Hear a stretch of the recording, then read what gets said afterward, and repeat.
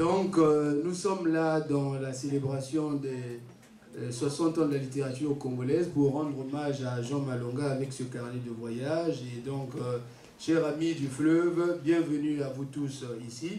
Et ici commence, je vous présente notre petit mot en hommage pour la célébration des noces de diamant de la littérature congolaise avec le carnet de voyage de Jean Malonga sur le fleuve des origines. Et ce fleuve, nous le connaissons tous, le Congo, c'est un euro dans l'ambre. Pourquoi un euro dans l'ambre? Parce qu'on n'en parle pas beaucoup. Et le deuxième poumon de la planète, le fleuve le plus puissant du monde en débit, parce que c'est avant l'Amazone en fait, en débit. Donc, et qui a inspiré donc notre rencontre ici, car à force de penser au Congo, je suis devenu un Congo bruissant de forêts et de fleuves, où l'eau fait l'Ikoala, disait Aimé Césaire, donc cahier d'un retour au pays natal. En 1939, s'il vous plaît, à quel âge? 26 ans.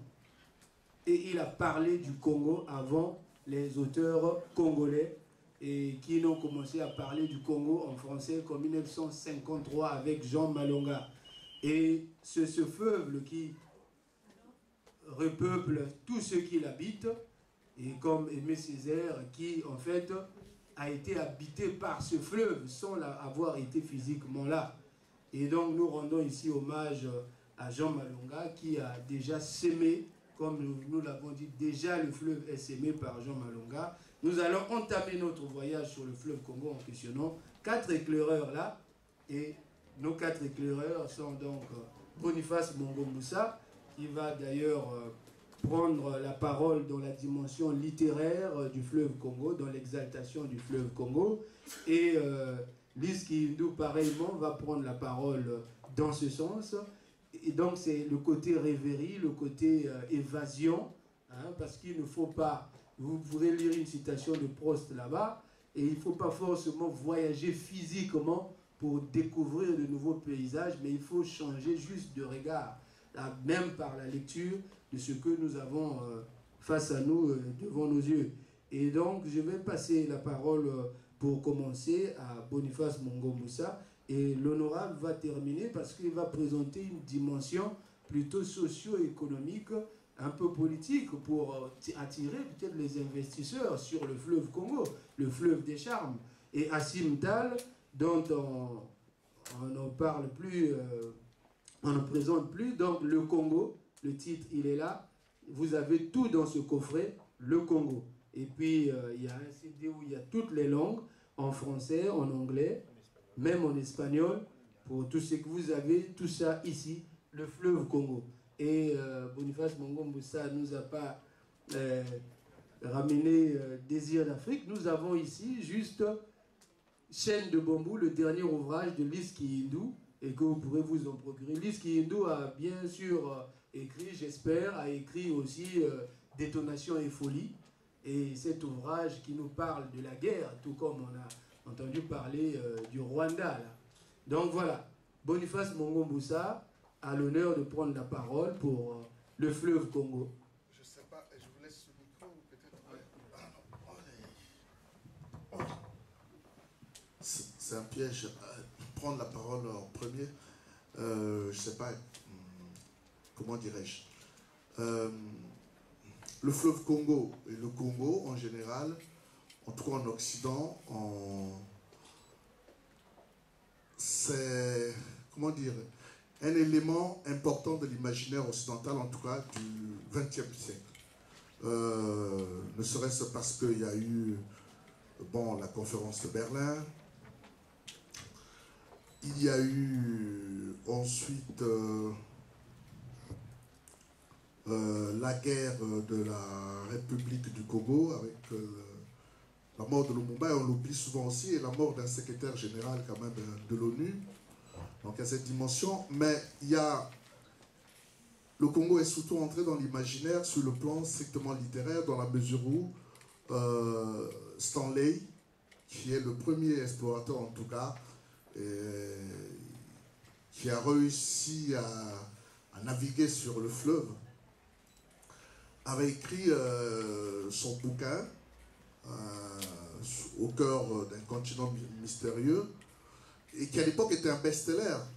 Aujourd'hui, on ne réalise pas ce qu'a été le pouvoir des explorateurs au XIXe siècle. C'était pratiquement des stars d'Hollywood. Et donc le livre de Stanley a été énormément lu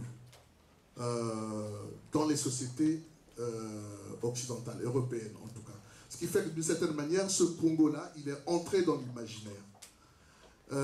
J'en veux pour preuve le dernier roman de belge David Van Broek, qui est sorti chez Actes Sud, qui est intitulé Sobrement Congo, qui revient en partie sur ce voyage-là, qui a été un best-seller parce que je crois que ce bouquin a obtenu 3 prix littéraires, alors que ce n'est pas de la fiction réellement, c'est ce qu'on appelle dans le monde anglo-saxon la non-fiction. Donc, pour montrer à quel point le Congo est entré dans l'imaginaire occidental. Mais surtout, le Congo est entré dans l'imaginaire occidental à travers un roman qui, lui, s'est énormément appuyé sur la documentation de Stanley, qui est Au cœur des ténèbres de Conrad. C'est un grand livre. Il est tellement entré dans l'imagination que un réalisateur américain a reproduit le film, comment dire, le tracé narratif de Conrad en mettant en scène la guerre du Vietnam, c'est-à-dire Apocalypse Now. Alors, donc, il y a cette vision du Congo qui est généralement, comment dire, pour aller vite, au cœur des ténèbres. Chaque fois qu'il y a une guerre au Congo, si vous lisez dans les journaux, on vous renvoie toujours à Conrad, on parle toujours d'Apocalypse Now. Mais ce n'est pas la vision des Congolais du fleuve. Pour les Congolais, le fleuve, c'est d'abord un paysage. C'est d'abord un paysage. C'est un fleuve nourricier. Et pour ceux qui ont vécu à Brazzaville, ils le savent bien, quand il y a des conflits entre la RDC et le Congo, dès qu'on bloque le fleuve, il y a pénurie à Brazzaville. Et, ah oui, pour les Congolais, le fleuve, c'est d'abord la mer nourricière. Et ce qui est intéressant, c'est de comparer comment le Congo est mis en scène par la littérature occidentale, parce qu'il y a eu toute une tradition. Il y a eu Naipaul à la courbe du fleuve. Même Gide a écrit son voyage au Congo en s'inspirant de Conrad. Stephen Smith, avant d'écrire son fameux livre Négrologie, a écrit un livre chez Actes Sud sur le fleuve Congo. Il continue à nourrir l'imaginaire occidental. Mais cette perception du Congo ne correspond pas à l'imaginaire congolais. Je prends 2-3 exemples. Le Congo a été déjà mis en scène par quelqu'un qui n'est peut-être pas du Congo-Brazzaville, mais de la RDC, qui est un grand musicien que nous connaissons tous, qui pour moi est un grand poète, à savoir Kabasséli. Bon, vous connaissez toute cette chanson-là. Ebalea Congo, Ezali Lopangote, Ezali Ndenzela, Bitemandoki, Bakaboli Congo, Babosani Africa, oh yeah. Ce qui est intéressant, c'est de voir que Calais, qui était musicien, mais qui avait également une tête politique, parce que c'est l'auteur d'Indépendance Tcha-Tcha-Tcha, très tôt a parlé de la balkanisation du Congo. Et on sait que Senghor dira la même chose à l'époque de la communauté française proposée par De Gaulle. Et ce qui est intéressant, c'est de voir vraiment comment l'imaginaire, la vision que nous avons des poètes et des musiciens chez nous, et surtout si on compare à la musique zaïro-congolaise actuelle, qui est plus dansante que chantée, de voir à quel point ce monsieur qui était musicien avait une vision politique du monde. Pour lui, le Congo est un paysage. Ce qui est intéressant aussi, c'est que le Congo est un lieu de passage. Et quand il dit Bakaboli Congo, bien sûr, il a en arrière-plan la conférence de Berlin, mais il a aussi en arrière-plan les troubles qui vont secouer le Congo à l'époque de Lumumba. Il y a eu des sécessions du côté de Katanga, etc. Donc je pense que quelque part, c'est quand même un père fondateur. Du point de vue littéraire, il y a cette obsession chez Chikaya Otamsi, qui est très très forte chez le Congo. Les deux Congos se confondent. chez Chicaya Utansi. C'est à la fois un pays, c'est un paysage, mais c'est un fleuve, et c'est un pont. Et vous avez aussi, par exemple, quelqu'un qui a mis en mots ce que beaucoup de Congolais ressentaient, c'est Franklin Mpukata, le fameux pont sur le Congo, ce rêve mythique. Vous trouverez par exemple dans La vie et demie, l'un des personnages, la deuxième partie de l'antépeuple de Soni Labutansi, une opération assez intéressante. L'un des personnages d'Adou, à un moment, il est sur le fleuve et il dialogue avec le fleuve. Et il dit à l'époque, certains t'appellent Zaïre, d'autres te désignent Gogo, mais toi, comment nous vois-tu? En opposant l'absurdité des hommes, comment dire, à la sérénité du Congo, qui a tout vu, les massacres, les explorateurs, etc., etc. Donc je pense que chez les poètes, la vision du Congo, c'est le trait d'union. D'autant plus que nous avons cette chance, surtout au Congo-Brazzaville, d'avoir des écrivains qui, d'une manière ou d'une autre, ont toujours les attaches sur les deux rives. Merci beaucoup, cher Boniface. Je t'arrête parce que tu as utilisé un mot qui demandait qu'on t'arrête parce qu'on ne pouvait pas te laisser passer comme ça. Le trait d'union. Vous comprenez? Et ce n'est pas pour rien que nous avons union ici. Et puis, 1953-2013, le trait d'union aussi entre les deux. Maintenant, on va vous évoquer le trait d'union en question en ce qui est du fleuve Congo dans la littérature. On n'a que très peu d'habitude pour parler, exalter le fleuve Congo. Et on devrait faire le plus même pour que touristiquement, tous ceux qui n'ont pas encore vu ce fleuve puissent chercher à aller le voir. Et vous savez, j'ai eu des amis danois qui, dès que ils ont entendu parler qu'on était du Congo, ils disaient « Ah, on veut aller voir. Vous touchez le fleuve Congo, vous. Donc, ils devaient payer les billets pour aller voir le fleuve Congo. Mais ceux qui sont sur place, même dans le pays, et des fois, ils ne font même pas cas de ce fleuve. Et déjà, Brazzaville tourne presque le dos au fleuve. À la différence de Kinshasa qui est en face du fleuve. Les écrivains ont été visionnaires. Donc, si on suit Boniface, Mongo Moussa, ça nous montre bien que c'est plus d'autres personnes qui ont parlé même du Congo avant les Congolais.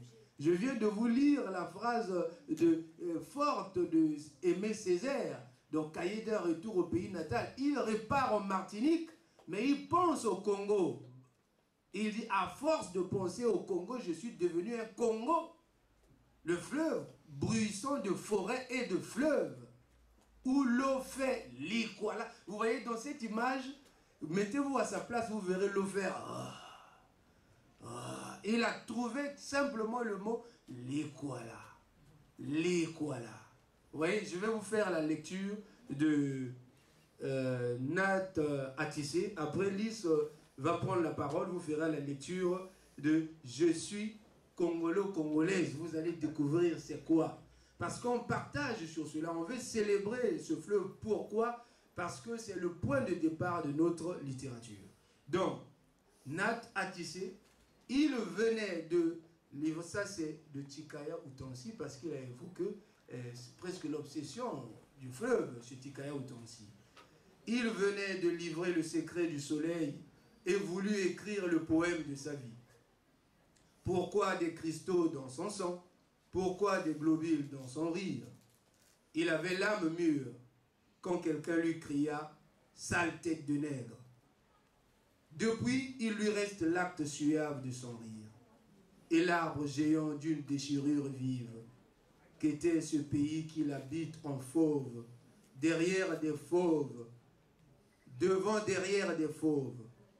Son fleuve était le Keul, la plus sûre, parce qu'elle était de bronze, parce qu'elle était sa chair vivante. C'est alors qu'il se dit, non, ma vie n'est pas un poème. Voici l'arbre, voici l'eau, voici les pierres, puis ce sacerdoce du devenir. Il vaut mieux aimer le vin et se lever matin, on lui conseilla. mais plus d'oiseaux dans la tendresse. Sa sale tête de nègre, il est le frère cadet du feu. Ici commence la brousse. Ici commence, ici, c'est de Sonny Laboutansi, mais il l'avait eu ici, parce que c'est écrit en 1957, ce poème, dans Feu de brousse. Ici commence la brousse et la mer n'est plus que le souvenir des mouettes, toutes dressées, dents à dents, debout, contre l'écume d'une danse capitale. Et puis, il dit, le grain de sable entre... Il dit, pourquoi dans le vin y avait-il de l'absinthe? Pourquoi remettre dans les cœurs et les caïmans et les pirogues et le flot du fleuve?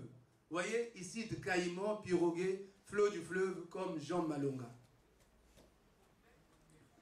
Il dit, le grain de sable entre les deux dents. Est-ce ainsi qu'on broie le monde? Non, non. Son fleuve était le queue la plus suave, la plus sûre. C'était sa chair la plus vive. Vous voyez, ça, c'est le fleuve chez Tikaya Outansi. Et on va, Lys, je vais lui passer la parole, et elle va directement évoquer cette lecture, et puis elle nous parlerait forcément de photos de groupe au bord du fleuve. Vous voyez, on a des ouvrages dessus. Oui, je voulais donc revenir un petit peu sur ce qu'a dit Mongo Mbossa. Il a bien souligné combien le fleuve était présent dans l'imaginaire occidental. Et puis moi, mon propos, c'est de montrer un petit peu que, donc différemment, c'est pas la même image qui est renvoyée, mais en tout cas, le fleuve est présent également. J'ai envie de dire que le fleuve irrigue un peu les écrits des Congolais. Alors je ne sais pas si Jean Malonga, lorsqu'il écrivait ce premier roman congolais, Cœur d'Arienne, était conscient de lier là deux choses essentielles, parce que donc dans ce roman Cœur d'Arienne, où le fleuve, j'ai envie de dire que c'est l'un des personnages aussi dans ce roman. Et puis finalement, on voit que depuis la source, hein, comme je disais, le fleuve irrigue vraiment les écrits des Congolais. Il est présent même déjà dans les titres, donc c'est pour ça que j'ai rapporté donc photo de groupe au bord du fleuve, où la première scène se passe, ben voilà, on est au bord du fleuve. Je peux également citer le roman de Katia Mouto, Le cri du fleuve. Donc déjà dans les titres déjà des ouvrages, le fleuve est présent. Et puis j'ai envie de dire que le fleuve en quelque sorte personnifie, je parlais de fleuve personnage, mais on peut parler aussi du fleuve qui le Congo. Donc c'est comme si quand on parle du Congo, il y a même plus de distance entre le fleuve, le pays, et le fleuve, le Congo. Et puis cette personnification devient même physique avec un auteur comme Émilie Flore Feignan, poétesse, écrivaine congolaise, qui se définit comme une congolo-congolaise, parce qu'elle a des origines aussi bien du Congo démocratique que du Congo Brazzaville, mais elle, dans ses écrits, elle essaie de battre un peu en brèche cette séparation, parce que c'est le Congo pour elle, c'est avec les Occidentaux que, bon, ben voilà, on a des frontières maintenant, mais au départ, on voyait bien que c'était un même espace. Donc, avec Émilie Flore Feignan, vraiment, je trouve ça admirable que le fleuve l'inspire autant. Hein, dans sa bouche, ben, les expressions coulent à flot lorsqu'il s'agit de parler du Congo. Hein, elle en parle comme le fleuve amour, un peu plus loin, fleuve sacral, fleuve majesté et puissant que l'on nous envie, le plus grand miroir naturel de ce grand royaume Congo. Donc je vais vous lire quelques extraits pour que vous voyez combien le fleuve l'inspire. Donc elle dit par exemple, alors donc je vais vous lire le début de la nouvelle qui est à paraître dans l'ouvrage collectif qui va sceller les 60 ans de la littérature congolaise. Alors, dans un recueillement presque religieux, la jeune femme marchait sur le sable mouillé par les flots tapageurs du fleuve Congo, le grand fleuve, celui de ses deux aïeules congolaises, filles des deux Congos. Les pieds nus, ses cheveux couleur jet, livrés aux caresses de la brise matinale qui s'y glissait avec un zeste de sensualité, la fit frissonner de bonheur. Enfin, elle était revenue en terre ébène. Elle était de retour chez elle après 10 longues années d'exil passées dans un pays souvent recouvert d'un manteau de neige immaculé. Et son bonheur de se retrouver face aux falaises indomptables de Kintélé et de les voir se refléter dans les flots séditieux du grand fleuve l'enivrait. Son cœur battait la chamade. Son cœur, plus loin, dit-elle, palpite au rythme du pouls des rives du Congo. Alors le Congo est présent vraiment dans chaque paragraphe de cette nouvelle. Alors je vais, pour ne pas garder longtemps la parole, lire juste l'un des derniers paragraphes où on entend comme un cri de la poétesse « La plus belle tranche de ma vie, je l'ai vécue là-bas, entre et sur les deux rives. Et où que j'aille, quoi que je fasse, il me revient si souvent comme un bel écho, le concerto du Congo, le fleuve, un don du ciel au grand royaume Congo. » Je ne vais pas en dire davantage, mais le fleuve est vraiment présent, mais d'une telle beauté, c'est d'une telle beauté dans son texte que je vous invite à lire. Merci beaucoup. Donc, Assim Tal a certainement un mot à dire par rapport à tout cela, parce que je vous ai dit qu'il a réalisé le film Le Congo. Il a certainement voyagé sur le Congo, dans le pays même, et il a un mot à dire pour nous encourager effectivement à découvrir ce fleuve. Bon, ben, malheureusement, pas suffisamment. Parce que le fleuve, bon, bah, c'est toute une histoire, c'est tout un univers. Bon. Enfin, je dirais que les mots me manqueraient pour qualifier ce que représente le fleuve pour tous les Congolais et pour toutes les populations que nous avons pu rencontrer pendant 6 mois de tournage. On n'a pas été partout. Parce que, bon, bah, c'est... Je dirais que... Enfin, faut le voir, je pense, pour pouvoir le décrire, ressentir certaines sensations. Il y a des choses que nous, on a essayé de traduire dans ce film-là qu'on a fait sur le Congo. Et bon, pour nous, on touche presque du doigt ce que peut représenter le fleuve pour les étrangers comme pour les Congolais eux-mêmes. Mais bon, moi je vous invite tout simplement à y aller, peut-être à découvrir à travers mon film, mais surtout à y aller et à partager surtout la vie de toutes ces populations qui habitent au bord du fleuve. Et nous, je pense, comme disait l'écrivain M. Mongo tout à l'heure, c'est vrai qu'il y a des musiciens, des artistes qui nous ont tous bercés. Moi, particulièrement des gens comme Franklin Boukaka et autres. Ce sont ces gens-là qui nous ont fait découvrir également le fleuve, en dehors du fait que, bon, ben, on y est né, quand on rencontre, enfin, je veux dire, en allant, moi personnellement, le fleuve, c'était, quand j'étais tout enfant, en allant à l'école, je passais tous les jours au pont du Djoué. Donc, mon premier contact avec le fleuve, c'était celui-là. Et ensuite, c'est tous ces souvenirs-là, c'est tous ces artistes-là, tous ceux qui nous ont parlé du fleuve. Voilà. Merci beaucoup. Avant que je ne passe la parole à l'honorable, il y a quelqu'un qui veut évoquer quelque chose sur le fleuve ou bien poser une question en rapport à ce fleuve, parce que vous savez, on a commencé là parce que le premier écrivain congolais parle du fleuve. Et on a parlé de trait d'union. En RDC, c'est pareil. Et Lomami Tubamba, qui a publié le premier roman en RDC, ça s'intitule Ngando. Ngando, donc le caïman. C'est toujours sur le fleuve. Et cette intrigue aussi, c'est sur le fleuve. Donc Jean Malonga, d'ailleurs, a ouvert la voie. C'est pour ça qu'on a parlé de cela. Je vais passer la parole à l'honorable Sylvain Gambolo, qui a été député de Makoti Poko pendant plusieurs mandatures. Et il a les préoccupations du fleuve à cœur. Voilà. Merci beaucoup.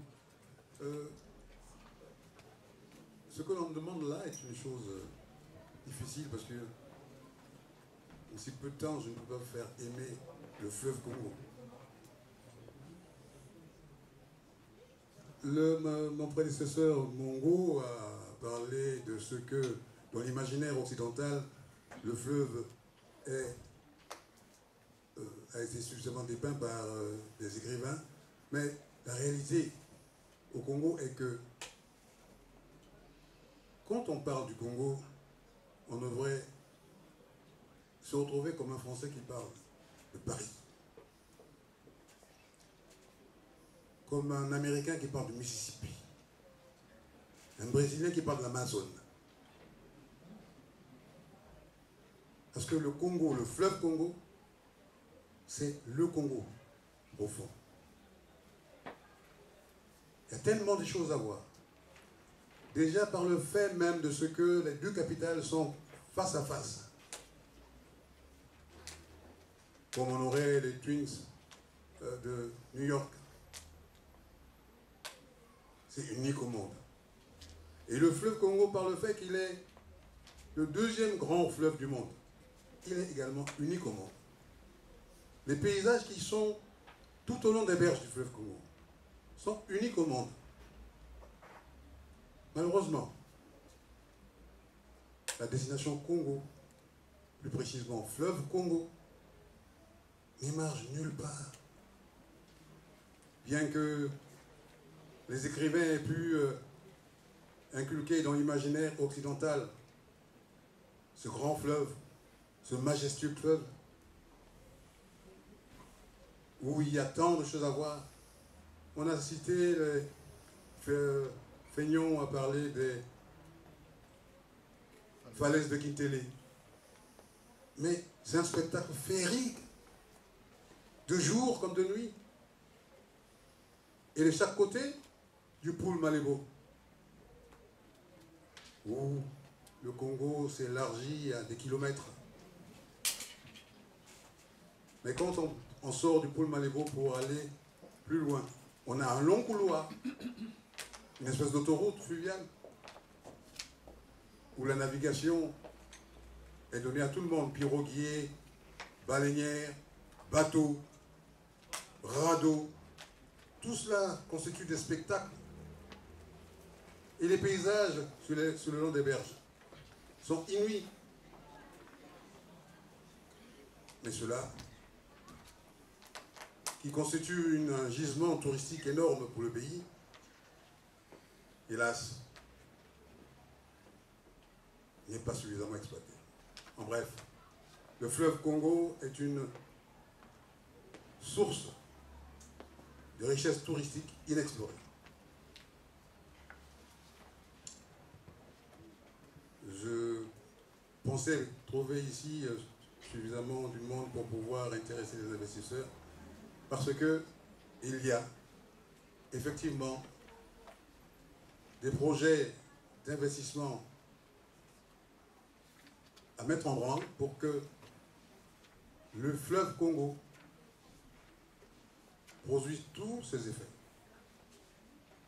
économiques, touristiques. Et puisqu'on parle de trait d'union, il y a du fait de l'invitation au voyage, des rencontres, il y a également la culture. Parce qu'à partir du Congo, on peut accéder à des populations. Ben évidemment, comme on a parlé de l'arbre, je ne sais pas, du nègre qui doit aller dans son petit village. C'est un peu ça. Tous les villages qui sont sur la rive droite du Congo et semblent être les mêmes, mais les habitudes ne sont pas les mêmes. Tout cela reste à découvrir. Arriver par exemple à un village comme Gabé, où il y a la reine Galiforo, ce n'est plus seulement la découverte, mais c'est aussi historique, parce que la reine Galiforo, c'est la détentrice des pouvoirs du roi. Et à quelques kilomètres de là, il y a le village Mbé, où il y a le roi Makoko. Ça aussi, c'est historique. C'est là où le destin des Français et des Congolais s'est scellé, avec ce fameux traité de Makoko. Merci beaucoup, honorable. Donc, le temps nous est compté. Il nous reste que 4 minutes pour conclure. Donc, on doit à l'honorable Sylvain Gombolo cette phrase qui est forte: « Rends-toi libre de l'emprise de la mer pour savourer les richesses touristiques du couloir fleuve Congo. » Voilà. Donc, si nous voulons savourer les richesses touristiques du couloir fleuve Congo, nous pouvons nous ressourcer dans les ouvrages écrits par les Congolais sur le fleuve, dont d'ailleurs je n'ai pas à le présenter, ça a été mis au programme, Briseur de rêves, où il y a un poème dédié au fleuve Congo.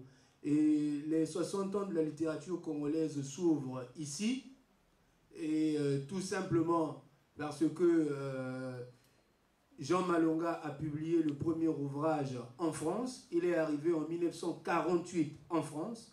Il avait écrit ce livre En 48, c'est signé, vous savez, j'ai l'original ici, c'est signé 14 juillet 1848. Ça veut vous dire quelque chose, 14 juillet. Ça veut dire quelque chose. Et le livre n'a été publié que 5 années plus tard, quand il rencontre Alioune Diop en 55.